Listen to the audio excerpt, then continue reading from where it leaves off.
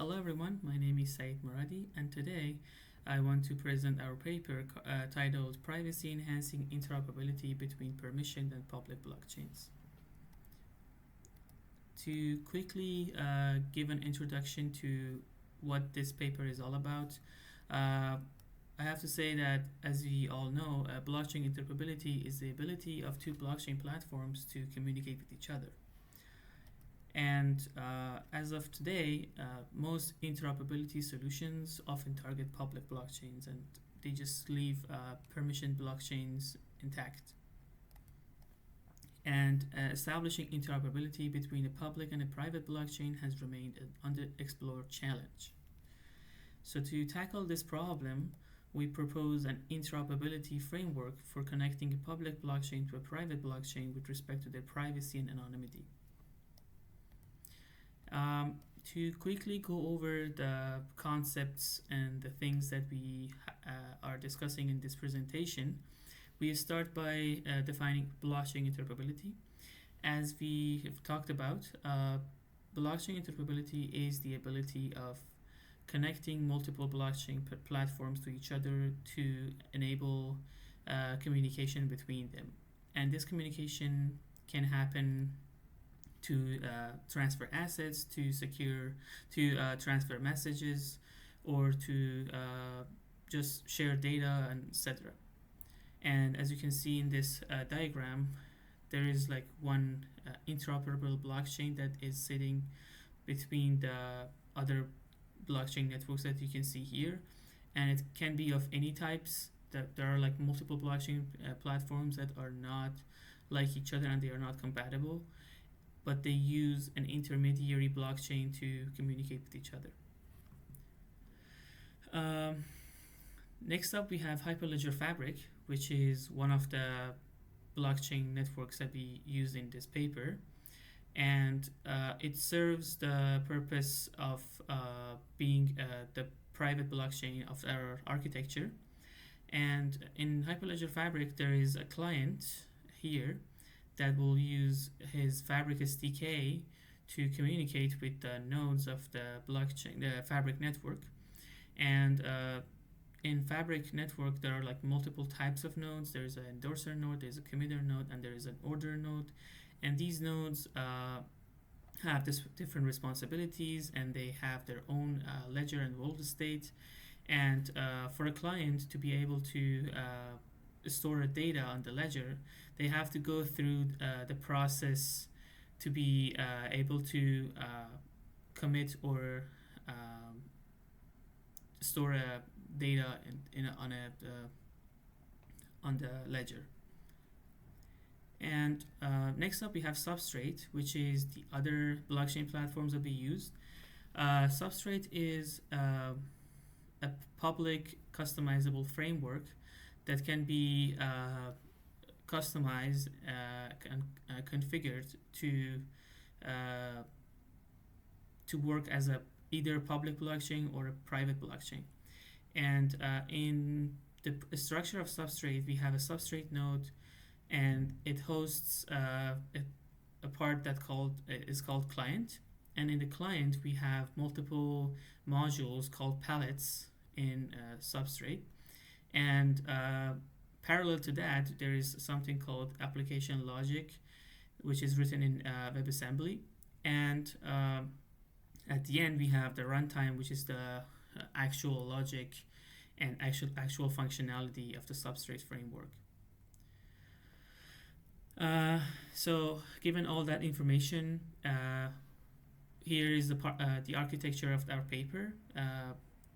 Here we have Hyperledger Fabric on the left side and Substrate on the right side, and these two platforms are connected to each other via a certified relay service, and this relay service acts as an intermediary between these two blockchains. And the reason it is certified is because Hyperledger Fabric is a permission blockchain, so it has to trust who is sending any information to it or who is taking information from it. And to certify the relays, we have used something called we have used Fabric CA, which is the certificate authority of Fabric itself. And to be able to inject our logic of how these components are going to communicate, we have implemented designated interoperability chain codes that are installed on Hyperledger Fabric and Substrate.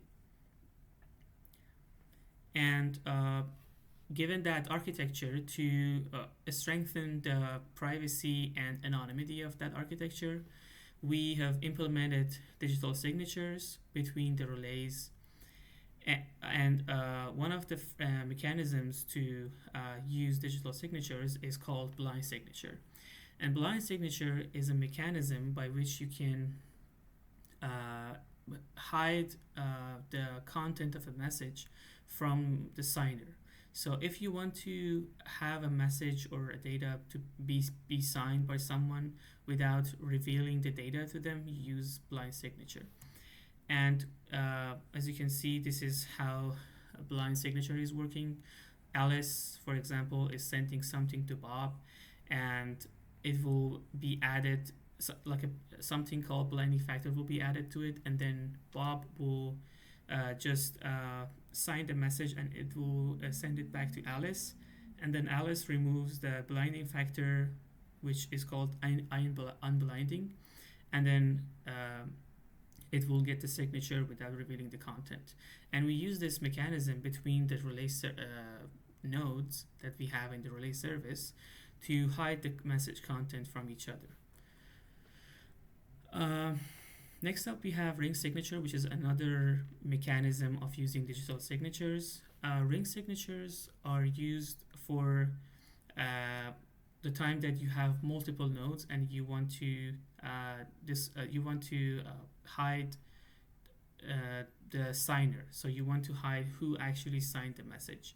And this is very useful because we have multiple relay nodes, and sometimes there are cases in our architecture that we don't want the signer of the message to be disclosed to anyone.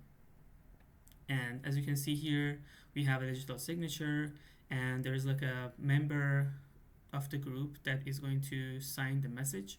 And then once the message is signed, it will be given to the recipient, and the recipient doesn't know who actually signed the message because all of these users, or all of these nodes actually in this case, are using the same signature. Given that information, now we can see the transaction flow. And in our transaction flow, we are having Bob and Alice as two user samples, and Bob is using it's designated a smart contract to encrypt the message, and then it will send it to the first relay node that it sees, and that node will decrypt the message using its private key, and then use the signature keys and stuff like that we talked about before. And this cycle, this will go into the cycle until it reaches the smart contract of the other side, which ultimately give the data or the content to Alice here. To further enhance the privacy and anonymity of our framework, we used protocols for anonymizing the source of the message or source of the transaction. And these are called source anonymization protocols, and they are used to obfuscate the transaction origin. And an adversary should not be able to infer the transaction initiator, just like what we see on Bitcoin, for example. And we use two types of source anonymization protocol. One is Clover and the other one is Dandelion++. So in Dandelion++, what we can see is that it has two phases. One is a stem phase and the other one is fluff phase. This stem phase will take the message and it will forward it to as many nodes as possible. And once the stem phase is done, the nodes will broadcast the message that they saw to all the nodes that are in the network, and then ultimately the message will be given to Bob here. And this is done to just confuse the adversary so that the adversary doesn't know who actually initiated or originated the message. Something similar happens in Clover, where we have two phases, the diffusion phase and the proxy phase. In the diffusion phase, once Alice initiates the transaction, it will be given to multiple nodes in a sequential manner. And then once the forwarding is done, it will be broadcasted to all of the nodes in the relay service, and then it ultimately is given to Bob, which is the user of the other side of the network. So to evaluate our system, we have done some experiments, empirical experiments, and this is our results. First off, we just calculated the delay or the average forwarding time with respect to the number of forwardings that we have in each approach. We have another approach for just testing the other approaches that we have here called shortest ping, which just prioritizes the node that will respond fastest compared to the other nodes.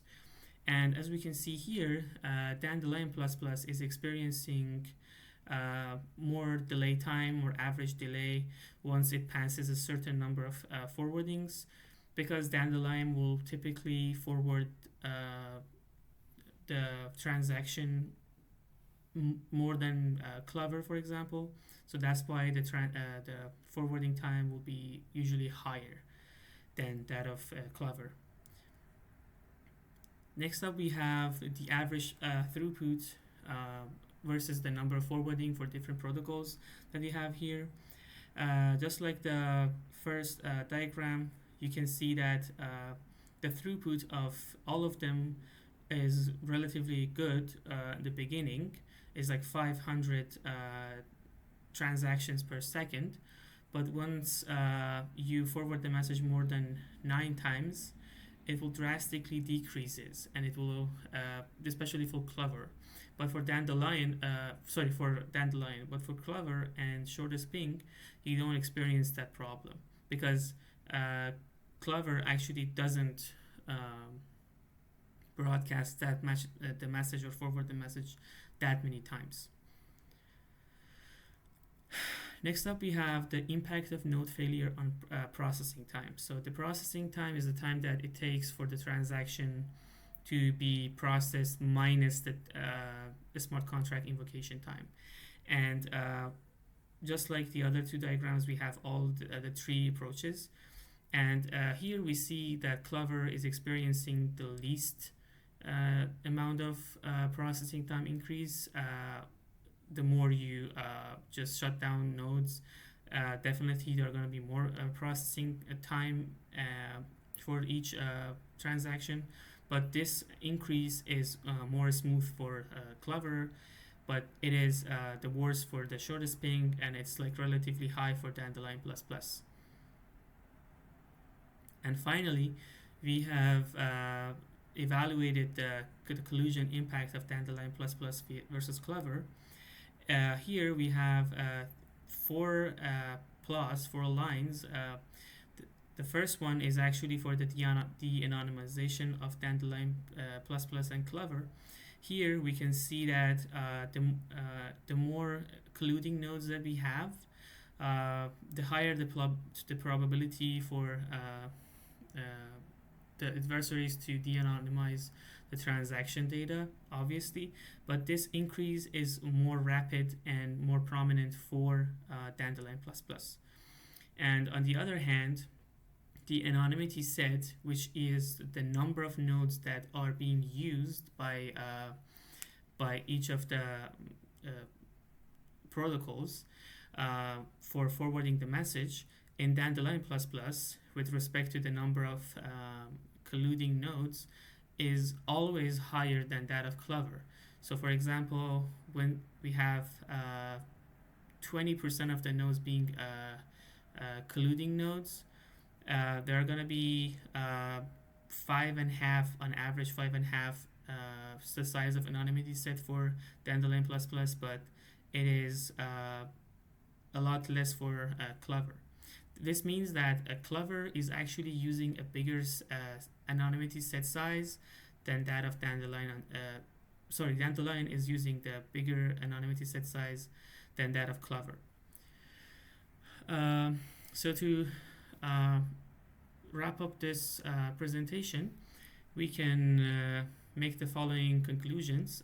We propose an interoperability solution between Hyperledger Fabric and Substrate, which are two heterogeneous blockchain platforms. One is permission and the other one is permissionless. And we incorporated privacy preserving mechanism using digital signatures along with source anonymization protocols to secure communication between the two platforms. And we observed better performance for Clover powered connections in general. Thank you for listening to my presentation. I really appreciate your attention, and if you have any questions, I'll be happy to answer.